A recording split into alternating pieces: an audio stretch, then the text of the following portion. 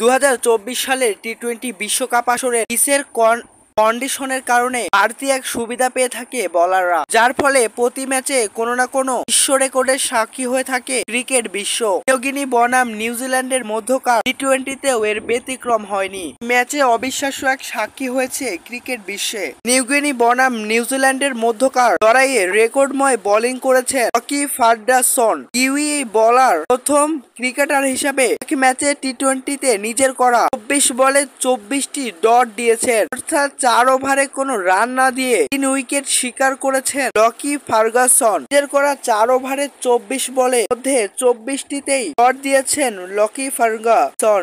আর কোনো বলেই ব্যাট ছোঁয়াতে পারেনি প্রতিপক্ষের ব্যাটাররা। শুধু তাই নয়, চমৎকার বোলিং এর পাশাপাশি 3টা উইকেট শিকার করেছেন লকি ফার্গুসন, যার এর রেকর্ডকে নিয়ে গেছে আরো এক উচ্চতায়। টি-20 বিশ্বকাপের এবারের আসরে অবিশ্বাস্য এই ঘটনার সাক্ষী হয়েছে ক্রিকেট বিশ্ব, যা এর আগে কখনোই দেখেনি এই ক্রিকেট বিশ্ব এমন ঘটনা।